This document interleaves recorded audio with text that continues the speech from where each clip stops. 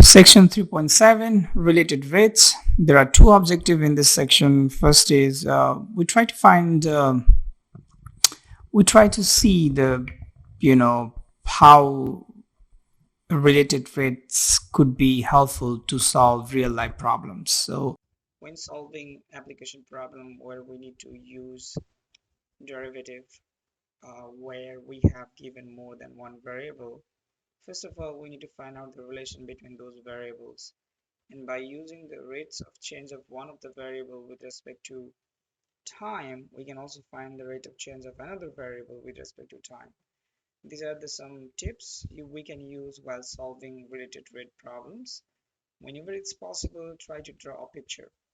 Introduce variable, constant, and remember we're trying to find out the derivative with respect to time. So T stands for the time.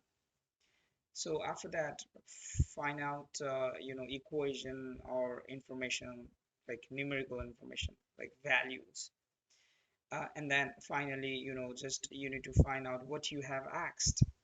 And usually you need to find out the rates of change of one of the variable with respect to time while giving the rate of change of another variable, and then form the equation. And then using that equation, which is actually the relation between the variables you have used in that particular problem, you have to differentiate with respect to t, with respect to time, and finally you will be able to solve the problem. I'm going to do a couple of examples. So let's say first example: when a circular plate of metal is heated in an oven, so whenever we heat the metal, the size of that metal would expand. So now in this problem, the radius of that circular plate is increasing at a rate of 0.05 centimeter per minute. At what rate is the plate's area increasing when the radius is 47 centimeter? So we need to draw a picture because plate is circular, so the picture will be circle like this, and we can introduce variable like radius here, r, and we have given that rate of change of radius with respect to time is 0.05 centimeter per minute, and we need to find out the rate of change of area of this plate when radius is 47 centimeter. And this slash means find out the rate of change of area when radius, this means when radius is 47 centimeter. So to solve this problem, first of all we have to understand, we have to know the formula for the area of circle. Okay, so the area of the circle is pi r square. So to find out the rate of change of area with respect to time, we're going to now differentiate both sides with respect to time. And when we differentiate both sides with respect to time, you can see that you have to find the derivative of r square with respect to time. So we can use chain rule. So the derivative of r square with respect to r is 2r times dr over dt. So pi times 2 times, we are looking for rate of change of area when radius is 47, so plug radius 47 here, and rate of change of radius is given, which is 0.05.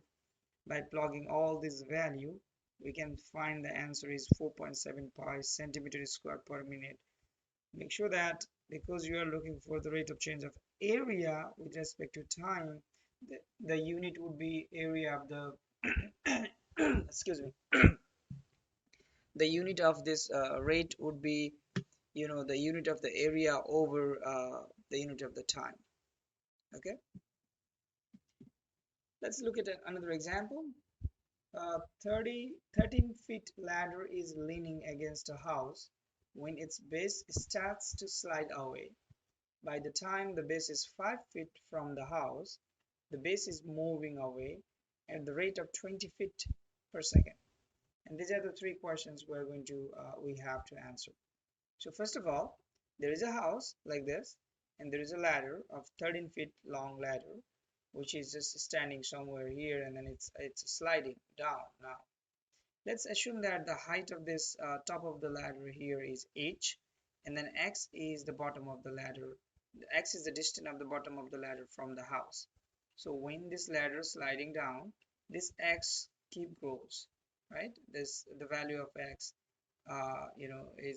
is growing now, and then height is going down. So height is changing to the 0 and x is changing to away from the house. So these are the information we have given. Let's try to answer the question. First of all, we are looking for we have given this information when this distance, when the bottom of the ladder is 5 feet from the house, when x is 5 feet from the house, rate of change of this distance with respect to time is 24 feet per second. It's given here. Now the first thing we have to realize, there is a relation between x, h and 13. We can draw a right angle triangle here. And by using the Pythagoras theorem, we can see that x squared plus h squared equal 13 squared. And from there we can find out the height of that ladder, top of the ladder, which is h squared equal 13 squared minus x squared. When x is 5 feet, we can find out exact height of that top of the ladder by using this formula, which is 13 squared minus 5 squared, which is 144 for the h squared. So h is 12 feet. So when x is 5 feet, h would be 12 feet. We have to use this value later, so that's why we're finding this. So now when x is 5 feet, h is 12 feet, and then rate of change of x is given, which is 24 feet. So the first question is, what is the rate of change of the height of the top of the ladder?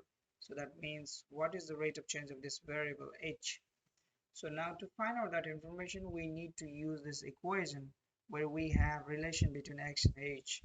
Now for finding the rate of change of h, let's differentiate this equation with respect to t both sides.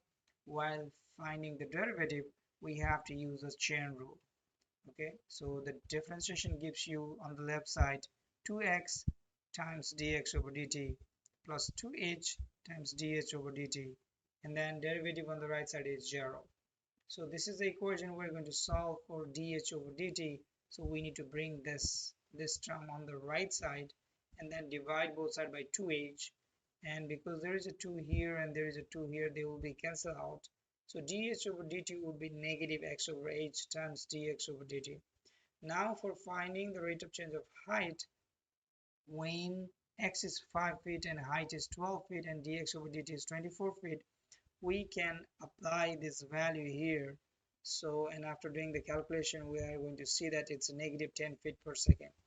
So the rate of change of height of this ladder, top of the ladder, this distance is going down, it's decreasing, that's why the value is negative. Okay, so negative 10 feet per second. For the part B, we are looking for at what rate is the area of the triangle formed by the ladder, wall and the ground changing then. So we are trying to find out area of this triangle, the rate of change of area of this triangle. We know that area of the triangle is half times base times height. In our case, base is x and height is h. So we are looking for the derivative of a with respect to t. But when we try to find out the derivative both sides, keep in mind x is the function of time and h is also function of time. We need to use product rule while finding the derivative on the right side. So that will be half from here, and by applying the product rule, the derivative of x times h plus x times derivative of h. So now we are going to plug the value of rate of change of x with respect to time, which is given here, times the height, which is given here, plus x, which is given here, and then times dh over dt, which we found in part A, which is negative 10. So by plugging this value and just using our calculator, the answer will be 119 feet square per second. Part C, we are trying to find out the rate of change of this theta with respect to time. For that, first of all, we are going to find the relation. We can use this cosine theta is x over 13. That's the b over h. Now if we differentiate both sides with respect to time, and by using the chain rule, the derivative on the left side would be negative sine theta times d theta over dt equal the derivative of, you can just bring this 1 over 13 times derivative of x with respect to time.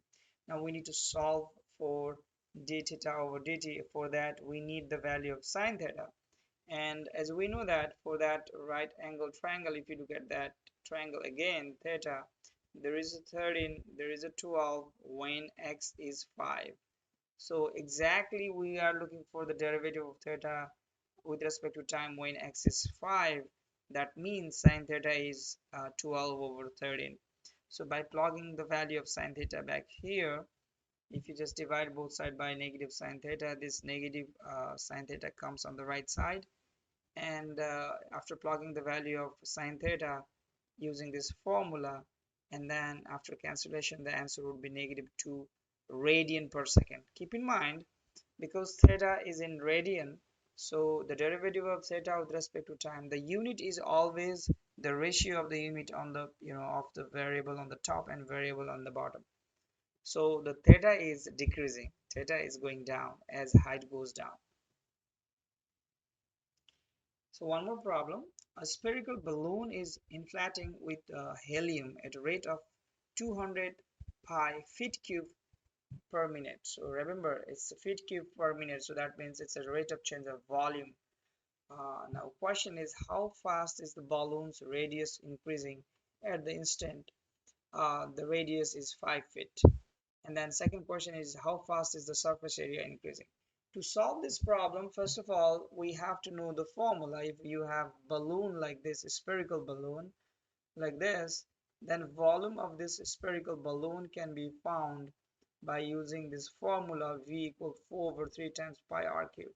And the surface area of this spherical balloon can be found by using 4 times pi times r cube square. Now these are the formula, and this is the thing we have given. The rate of change of volume with respect to time is 200 pi feet cube per minute. And these are the questions we need to find out. What is the rate of the change of radius with respect to time? And what is the rate of change of the surface area with respect to time when the radius is 5 feet? So to find out this information, we are going to take this equation, this formula, differentiate both sides with respect to time, and we use the chain rule. So we start with the volume first. When we differentiate both sides with respect to time, we get dv over dt equal 4 over 3 pi 3 r squared times dr over dt. Now we need to solve for dr over dt. For that, we can just divide both sides by the leftover thing from here, which is 1 over 4 pi r squared times dv over dt. Now since we are looking for these changes when radius is 5, so we're going to replace this r by 5 square, and the rate of change of volume is given, which is 200. So after doing this calculation, we're going to get answer 2 feet per minute. That's the rate of change of radius. And for finding the rate of change of surface area, we need to use this formula, differentiate with respect to t, and then by using the chain rule on the right side, we're going to get 4 pi 2 times r times dr over dt. And we're looking for this rate of change when radius is 5, so plug r equal 5, and then the rate of change of radius with respect to time from previous part is 2 feet, so we're going to plug that value back here, and after multiplying everything, the answer would be 80 pi feet squared per minute.